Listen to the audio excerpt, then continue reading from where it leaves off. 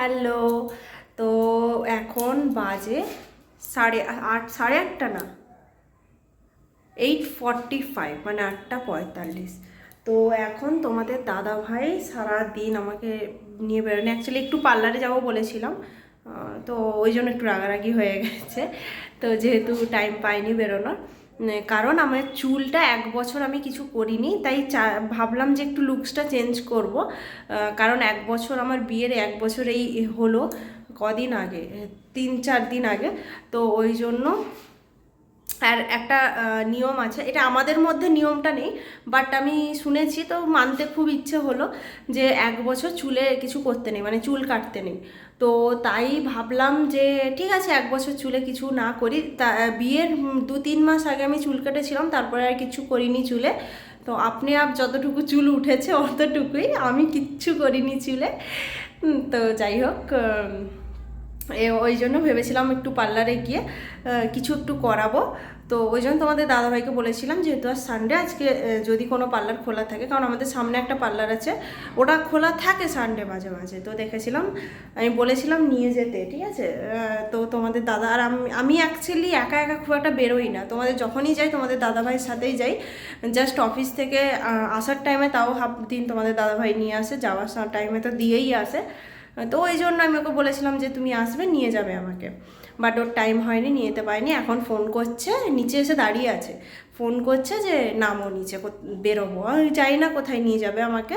তো এখন তো পার্লার সব বন্ধ, দেখি ঘুরে আসি বলছে যখন, দেখি কোথাও একটা ঘুরে আসি।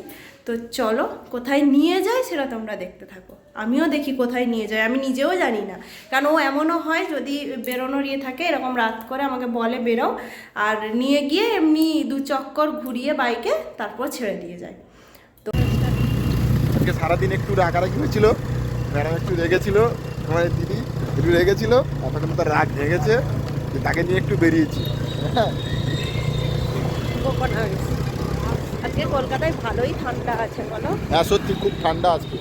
আমি ওই জন্য আজকে যে ঠান্ডাটা নিয়ে নিয়েছি। কলকাতায় যে আজকে যে ঠান্ডাটা পড়েছে, মানে খুবই গায়ে লাগছে, একটু কাঁপুনি কাঁপুনি টাইপের হচ্ছে ঠান্ডাটা। ঠান্ডা লাগছে। কোথায় নিয়ে যাচ্ছ আমাকে? নিয়ে যাচ্ছি বলতে তোমার দিদি আজকে বিউটি পার্লারে বেরিয়েছে।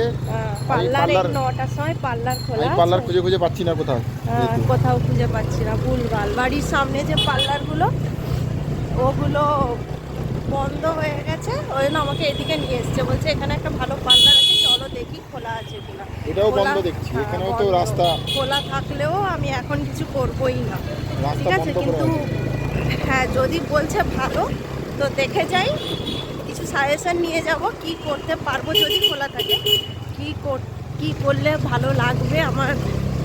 কোন দিক দিয়ে নিয়ে যাচ্ছ আমাকে, কি করলে ভালো লাগবে, তো ওটা জেনে যাই। তারপরে কিছু একটা টাইম নিয়ে, কোনো একদিন টাইম নিয়ে আসবো, টাইম নিয়ে যাব, কারণ আমার যেহেতু অফিস থাকে সন্ধ্যের পর ছাড়া হবে না।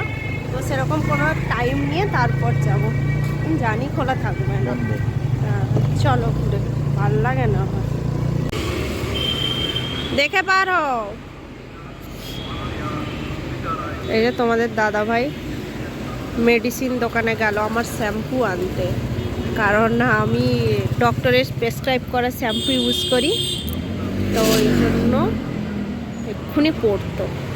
ওই জন্য এই যে তোমাদের দাদাভাই মেডিসিন শপে গেছে আমার শ্যাম্পু আনতে, আর আমি যাইনি, এই পাশটায় রাস্তার এই পাশটায় দাঁড়িয়ে আছি, এই যে আসছে।